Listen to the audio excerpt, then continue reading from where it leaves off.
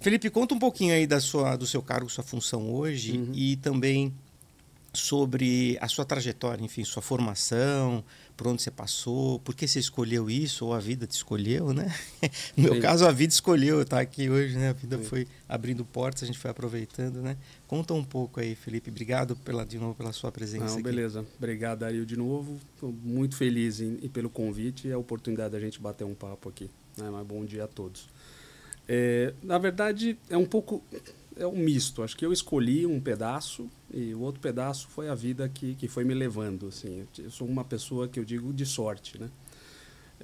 Porque eu acho que no meio do caminho, quando as coisas direcionavam para um lado ou para o outro, eu acabava indo para o lado certo. Né? Então, eu desde pequeno eu falava que queria trabalhar com computador. Né? Esse era o fetiche da época, né? Não o hacker ético, mas era trabalhar com computador. Então, eu tive lá meu Hotbit, que era o MSX, programava em Basic. Eu falei, não, quero essa vida. Né? Lógico, mais pensando no videogame naquela época do que propriamente de trabalho, mas esse era o que direcionou. Né? Aí eu fui prestar a faculdade, estava meio em dúvida se era ciências da computação. Aí eu achei que engenharia era um negócio mais imponente, né? Engenharia de computação era um negócio novo.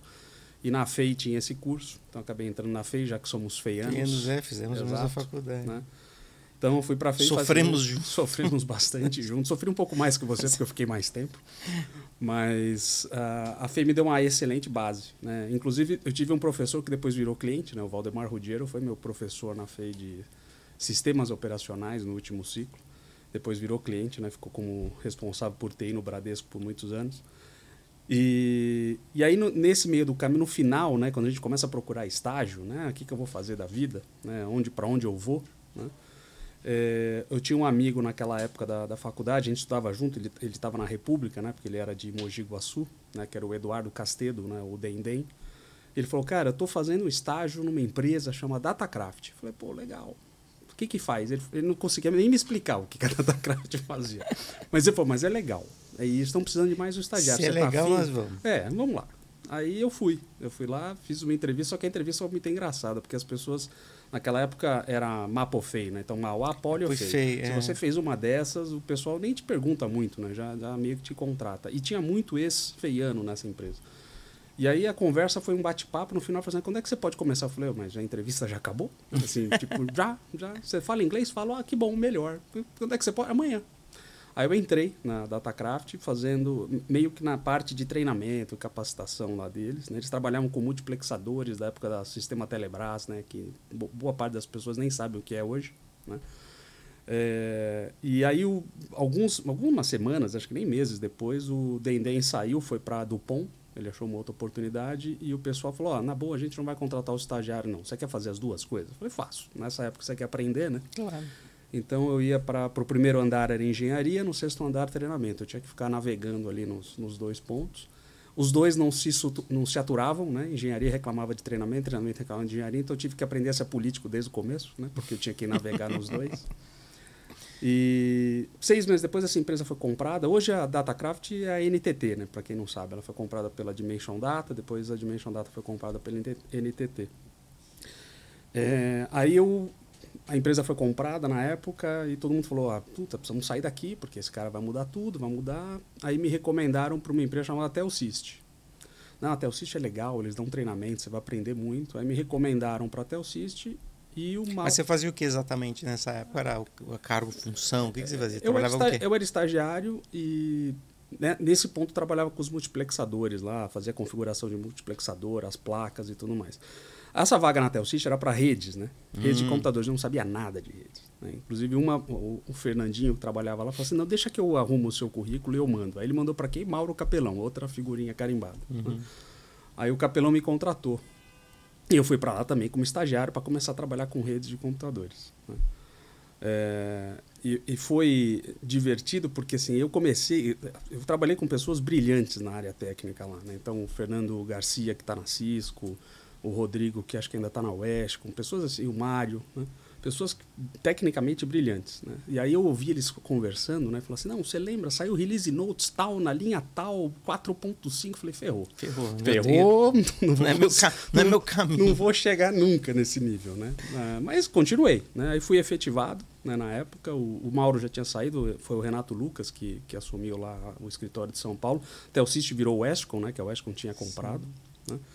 E aí o Renato Lucas foi um cara muito importante na minha vida, porque ele falou o seguinte, cara, você é um bom técnico, mas você nunca vai ser um excepcional técnico. Eu falei, realmente, eu já tinha essa autocrítica, né? Mas você vai ser um baita vendedor. Então eu vou te colocar na área comercial. Você vai ser tipo um consultor técnico e tal. Aí eu acabei virando gerente de produto, né? Na época, primeiro ainda como rede de computadores. Aí o Renato saiu, entrou o Hélio Guimarães, que está lá até hoje, né?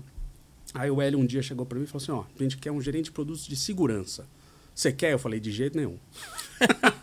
De jeito nenhum. Mas por quê? Eu falei, cara, segurança é uma panelinha, são sempre as mesmas pessoas. Não dá, eu gosto de rede. Não, mas pensa bem, segurança está crescendo. Eu falei, tá, vou pensar. Ele não deixou eu pensar. Eu saí para uma reunião, quando eu voltei, ele já tinha me anunciado como gerente de produto de segurança. Eu lembro que o primeiro evento que eu fui, acho que foi um Kinase, que nem existe mais, né?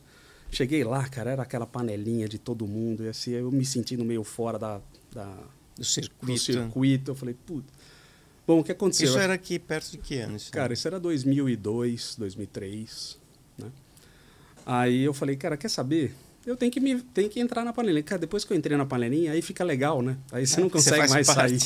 Então, tô aí mais de 20 anos trabalhando em segurança por causa disso, né? Aí eu trabalhei lá com vários fabricantes, aí fui para a ISS, né? Trabalhar lá com Tabajara, com o próprio Rogério Moraes, que eu trabalho até hoje, né? Pessoas também muito importantes. Depois da ISS fui para Checkpoint, né? Naquela época ainda do Fernando Santos, que me levou, Bob Booth, né? Ele, naquela época, Faro, então, tinha um SPB, lembra? Era tirar pedido, né? É. E foi nessa época que a gente meio que você ainda estava na High-Tech, não era nem ETEC ainda. Era High-Tech. Né? E aí fiquei na Checkpoint uns 4 anos, aí muita coisa aconteceu dentro da Checkpoint, aí eu acabei indo para uma empresa relativamente pequena, né, no mercado, que era a Trustwave. Hoje é uma grande empresa, mas na época era pequena, muito focada em PCI, serviços de PCI. Eu tinha que abrir a área de canais lá, né? Que canais era o que eu sempre fiz, né? Trabalhar com canais era... Todo mundo brinca que é os predestinados do Simão, né? Então, Felipe Canali, né? Tinha que trabalhar com canais. Né? Mas sempre gostei de trabalhar. Então eu fui para lá para criar o plano de canais. Criei o plano de canais, mas percebi que a empresa não tinha essa cultura de canal. E logo em seguida pintou a oportunidade de ir para a McAfee. Aí eu fui lá como diretor de canais Brasil. Depois assumi a América Latina. Aqui é Dario Caraponari, apresentador do Be Strong Cast, um oferecimento de Strong Security Brasil. Se você achou esse vídeo interessante, compartilhe com os seus amigos. Dê um like. Clique no sininho para receber as novas notificações e não se esqueça de se inscrever no nosso canal. Te vejo na próxima. Um abraço.